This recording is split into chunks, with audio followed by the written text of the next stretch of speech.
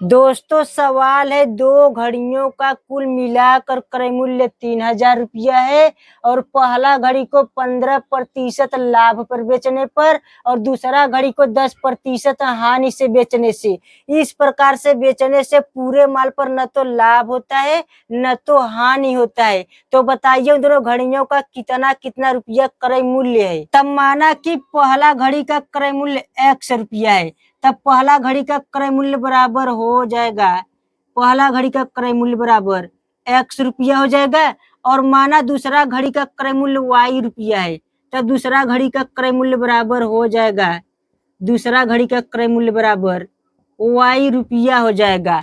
तब इस साइड हो जाएगा पहला घड़ी का क्रय मूल्य और उस साइड हो जाएगा दूसरा घड़ी का क्रय मूल्य। अब पहला घड़ी पर 15% का लाभ लेकर बेचा जा रहा है, मतलब पहला घड़ी कुल जितने रुपए में खरीदा गया है, पूरे क्रय मूल्य का जितना 15% आएगा उतना ही लाभ लेकर बेचा गया है। मतलब पहला घड़ी जितने रुपए में कुल खरीदा गया होगा उसका 15% भाग जितना आएगा उतना ही लाभ लेकर पहला घड़ी बेचा जा रहा है। तब लाभ बराबर कितना हो जाएगा, तब लाभ बराबर हो जाएगा पूरा क्रय मूल्य का 15%। तब पूरा क्रय मूल्य X रुपया है तो यहाँ पर हो जाएगा X और X का 15% हो जाएगा 15/100, तब बराबर ही हो जाएगा 3x/20, इतना हो जाएगा। जब हम इसे 5 से काटेंगे हो जाएगा 5 3 का 15 और जब इसे काटेंगे 5 से तो हो जाएगा 20,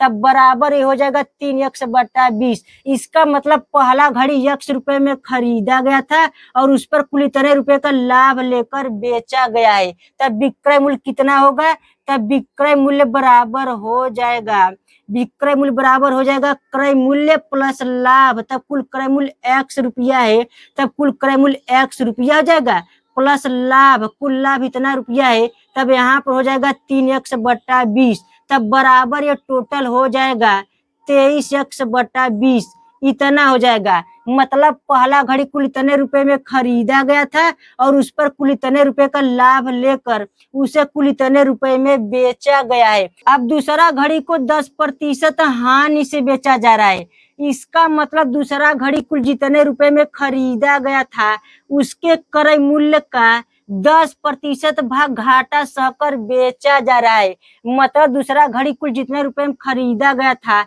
उसका 10% भाग जितना आएगा उतना ही घाटा सहकर दूसरा घड़ी बेचा जा रहा है। तब यहाँ पर हानि बराबर हो जाएगा, हानि बराबर कितना हो जाएगा, पूरे क्रय मूल्य का 10%।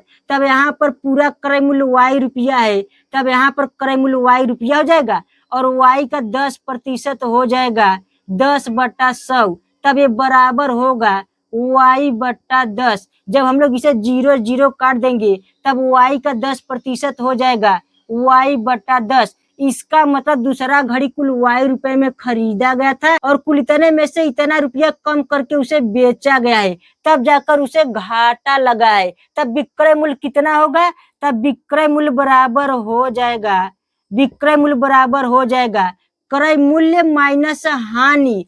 क्रय मूल्य Y रुपया है तो क्रय मूल्य Y रुपया हो जाएगा और हानि इतना रुपए का हुआ है तब माइनस हो जाएगा Y/10, तब बराबर कितना होगा, बराबर होगा 9Y/10। इसका मतलब दूसरा घड़ी कुल इतने रुपए में खरीदा गया है और कुल इतने रुपए में से इतना रुपया कम करके उसे बेचा गया है, तब जाकर विक्रय मूल्य कुल इतना रुपया हुआ है। अब यहाँ पर पहला घड़ी का क्रय मूल्य और दूसरा घड़ी का क्रय मूल्य टोटल कुल कितना रुपया दिया है, टोटल कुल 3,000 रुपया दिया है। मतलब जब हम लोग पहला घड़ी का क्रय मूल्य और दूसरा घड़ी का क्रय मूल्य जब आपस में जोड़ेंगे तब टोटल दाम 3,000 रुपया होना चाहिए। इसका मतलब जब हम लोग पहला घड़ी का दाम जोड़ेंगे तब ये हो जाएगा X रुपया और प्लस जब दूसरा घड़ी का दाम जोड़ेंगे तब दूसरा घड़ी का दाम हो जाएगा Y रुपया, बराबर कुल कितना रुपया होना चाहिए, बराबर कुल 3,000 रुपया होना चाहिए। तब इतना बराबर हो जाएगा 3,000।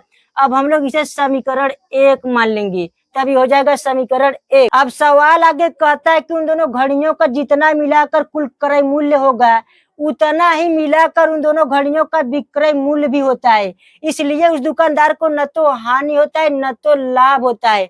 तब यहाँ पर उन दोनों घड़ियों का कुल मिलाकर क्रय मूल्य टोटल इतना रुपया है। जब हम लोग इन दोनों घड़ियों का कुल विक्रय मूल्य जोड़ेंगे तब कुल विक्रय मूल्य बराबर हो जाएगा, कुल विक्रय मूल्य बराबर कितना रुपया हो जाएगा, इतना रुपया पहला घड़ी का विक्रय मूल्य हो जाएगा और इतना रुपया दूसरा घड़ी का विक्रय मूल्य हो जाएगा। तब यहाँ पर पहला घड़ी का विक्रय मूल्य हो जाएगा इतना रुपया और प्लस दूसरा घड़ी का विक्रय मूल्य हो जाएगा टोटल इतना रुपया। अब सवाल कहता है कि उन दोनों घड़ियों का कुल मिलाकर क्रय मूल्य जितना रुपया है उतना ही रुपया उन दोनों घड़ियों का कुल मिलाकर विक्रय मूल्य भी होता है। तभी तो जाकर उस दुकानदार को न तो हानि होता है न तो लाभ होता है। और इन दोनों घड़ियों का कुल मिलाकर क्रय मूल्य टोटल 3000 रुपया दिया है। तब टोटल इन दोनों घड़ियों का कुल मिलाकर क्रय मूल्य 3000 रुपया हो जाएगा, मतलब इतना बराबर 3000 रुपया हो जाएगा। और इसका कुल क्रय मूल्य जितना रुपया है उतना ही रुपया इसका विक्रय मूल्य भी होता है। तब इतना बराबर भी 3000 रुपया हो जाएगा, क्योंकि इसका कुल क्रय मूल्य इसके कुल विक्रय मूल्य के बराबर होता है। तभी तो जाकर उस दुकानदार को न तो हानि होता है न तो लाभ होता है। तब इतना बराबर 3000 हो जाएगा और इतना बराबर भी 3000 हो जाएगा। अब हम लोग इसे समीकरण 1 माना है तो 1 मान लेंगे और इसे हम लोग समीकरण 2 मान लेंगे। तब ये हो जाएगा समीकरण 1 और ये हो जाएगा समीकरण 2 हो जाएगा। अब हम लोग समीकरण 1 में इसके दोनों पक्षों में 9/10 से गुणा कर देंगे। जब इसमें 9/10 से गुणा करेंगे तब ये हो जाएगा 9x/10 प्लस कितना हो जाएगा 9y/10 बराबर कितना होगा, बराबर ही हो जाएगा 9/10 गुणे 3000 हो जाएगा। अब यहाँ पर एक जीरो से एक जीरो कट जाएगा, तब ये टोटल हो जाएगा 9 तिरिका 27, मतलब 2700 हो जाएगा। इसका मतलब इतना बराबर टोटल कितना आएगा, इतना बराबर टोटल आएगा 2700। अब हम लोग इसे समीकरण 3 मान लेंगे, तब ये हो जाएगा समीकरण 3। अब हम लोग समीकरण 2 में से समीकरण 3 को घटा देंगे, तब समीकरण 2 यहाँ पर है और समीकरण 3 यहाँ पर है। जब हम लोग समीकरण 3 को यहाँ पर लिखेंगे तब समीकरण 3 यहाँ पर हो जाएगा 9x/10 प्लस कितना हो जाएगा 9y/10 बराबर कितना होगा, बराबर हो जाएगा 2700। अब जब हम लोग समीकरण 2 में से समीकरण 3 को घटाएंगे तब ये दोनों पद कट जाएगा, तब इस साइड बचेगा 23x/20 माइनस कितना बचेगा 9x/10 बराबर बचेगा, बराबर ये बचेगा 300, इतना हो जाएगा। अब हम लोग जब इसे यहाँ पर लिखेंगे तब यहाँ पर ये हो जाएगा 23x/20 हो जाएगा, माइनस कितना होगा 9x/10 बराबर हो जाएगा 300। अब जब हम लोग इसका लस लेंगे तो लस आएगा 20, तब ये टोटल हो जाएगा 23x माइनस 18x बराबर हो जाएगा 300। तब ये टोटल बचेगा 5x/20 बराबर ही हो जाएगा 300। तब x बराबर हो जाएगा 300 गुणे 20 बटे में हो जाएगा 5, तब ये हो जाएगा 5 एकम 5, 5 चौके का 20, तब ये बराबर हो जाएगा 4 3 का 12, मतलब 1200 हो जाएगा।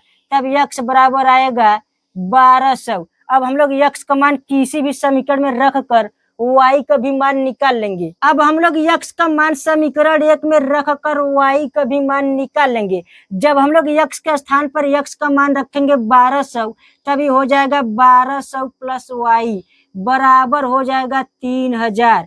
तब y बराबर हो जाएगा 3000 माइनस 1200 हो जाएगा, तब y बराबर आएगा 1800। इसका मतलब पहला घड़ी का क्रय मूल्य 1200 रुपया है और दूसरा घड़ी का क्रय मूल्य 1800 रुपया है।